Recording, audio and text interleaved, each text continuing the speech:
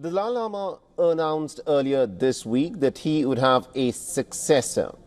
And this has triggered some very strong reactions from Dharmashala to Beijing to New Delhi. The spiritual leader's words go way beyond spiritual significance to global diplomatic repercussions. Now take a look at the reactions as the Dalai Lama's words sounded out that he will have a successor. If it's about the Lama's reincarnation, when all the followers have unanimously said that the reincarnation should continue, then it is obvious that it will come. China was, of course, quick to assert its long-standing claim that any reincarnation of the Dalai Lama must be approved by Beijing. A Chinese Foreign Ministry spokesperson reiterated that the process must follow historical and religious customs under state guidance. The reincarnation of the Dalai Lama must adhere to the principle of domestic search, golden urn draw, and approval by the central government. It's a position that the Tibetan government in exile rejects outright.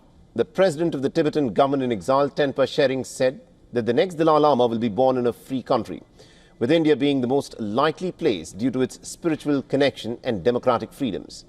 He in fact spoke with WION's Siddhant Sibil. Listen to what was said.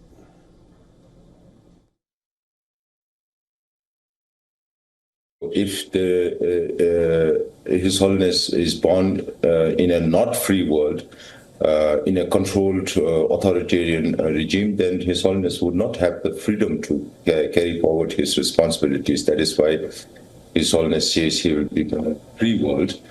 And India obviously is a very likely choice. Now, the Indian Minister Kiren Rijiju came out with a snub for China on this issue, stressing that the Dalai Lama alone cannot decide, is the one who can decide as to who his successor would be, and no one can dictate it to him. Now, China has warned India against interfering on the matter, asking India to back off. We hope that the Indian side will fully understand the highly sensitive nature of Tibet-related issues, recognize the anti-China separatist nature of the 14th Dalai Lama, abide by its commitments on the Tibet-related issue, be prudent in its words and actions, and stop interfering in China's internal affairs through the use of the Tibet-related issue so as to avoid affecting the improvement and development of Sino-Indian relations. And Rijiju, perhaps under pressure, toned it down, saying that he spoke merely as a devotee and that his words were not the stand of the government of India.